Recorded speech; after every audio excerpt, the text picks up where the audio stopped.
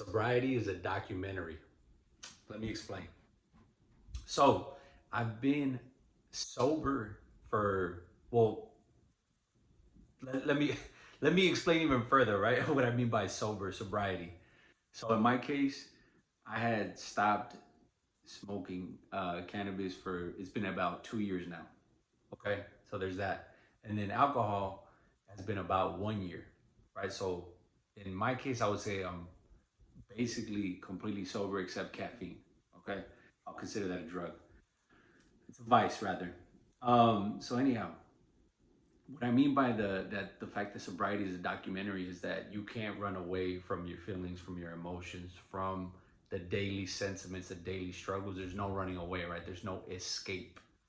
And that was one of the hardest things I had to deal with in this sort of like, you know, journey of sobriety, right? Because when you're high, it feels like a movie. This is why I like this whole comparison, right? Which is that when you're high, it's a movie, and when you're sober, it's a documentary, right? The feeling that a movie gives you versus a documentary. Tune in, you see what the difference is, right? One is raw, uh, one is ugly. It's not sexy at all, right? And the other one is highly edited and animated, um, and nothing like the real thing. All right. So anyhow, it was a difficult, and it still is a very difficult thing, right? Because for a long time, I had put off a lot of the feelings, um, and just pretend like everything was okay. So one of the things that happens is you're high and you start thinking to yourself, well, things are not so bad, right? I can kind of, fluff and kind of just pretend like the day went by pretty well and I'm doing enough. And I'm not really accomplishing anything in particular. Like the thoughts, they sound cool, they sound sexy, but nothing is really getting done, right? So that was the major obstacle, right? Was that like I had to come to terms with all the stuff that I kind of buried with, in this case, right, with cannabis use or with alcohol, right? So everything comes to the forefront. I'm finally having to face everything, and that is one of the most difficult things about it was that I had to really take the time to figure out how to deal with things sober, right? Many people never have that opportunity for whatever reason. They always find a way to distract themselves from dealing with the real thing. And that was one of the hardest things, right? Because I knew that there was no escape, that I had to confront everything head on. Um, and so if you're dealing with that, if you're having a hard time understanding, the reality is it sucks. There's nothing easy about it. There hasn't been easy at all. It's been hard because there's been days where no matter what, I could try to pretend like everything was okay and I was having a good day when I really wasn't. And I think that was the thing, is that I had gotten so used to pretending like everything was okay when in reality it was hardly ever okay, right? None of it was, and so that was the big issue.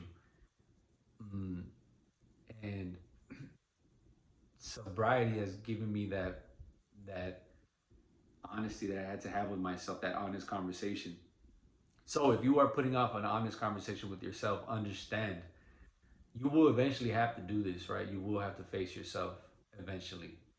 Um, and it's been a difficult process, but nonetheless, very important. It's been fundamental to the growth and the changes. And there was no running away from it, right? There is no escape. There is no longer ever going to be an escape. The reality is, there's nothing more that I can do other than face it, right? And this is kind of like your duty, your job as a man is to figure yourself out, figure out what needs to get done. The things that you've been putting off, it's time to deal with them, confront them head on, not shy away from having to do the difficult things. And I've found the beauty in sort of the sobriety, in the documentary aspect of life. And it's ugly. I'm not gonna tell you that it's pretty. There's many ugly days, but I think there's something about that. There's something to it that makes me think that this is what it means to be a man, right? It's to be responsible for things, even when they're not going well, when they're not easy, when they're not pretty, when they're not sexy. This is what's gonna define you moving forward. So you got to look at it as an opportunity to grow, to persevere, to overcome. All right.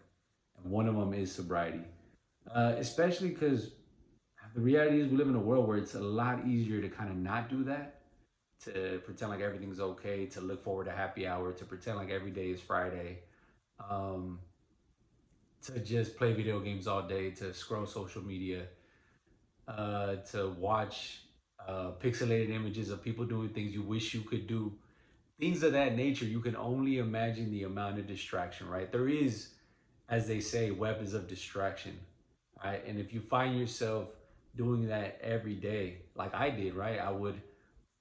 This was my routine, just to give you an idea, right? I would take edibles every day, right?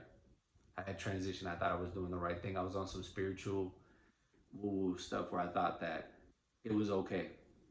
I would take edibles, and then that was my way of saying, "Oh, I'm gonna go work out."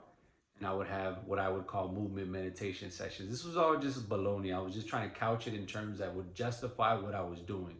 And in my case, I was like, I'm still working out, but I'm meditating at the same time. Is how I saw it. And then you start realizing these are all just terrible excuses you make for yourself for the inappropriate behavior, right? And so that was the first part. Then eventually after that, I was like, all right, I'm gonna quit alcohol too. I wasn't a big drinker, but I was like, well, if I don't really like it, then that's it. I can just stop. And so I stopped that as well. And then after that, there was no going back. There was no the fear of ever wanting to go back to that. It was enough to never want me to go back to that.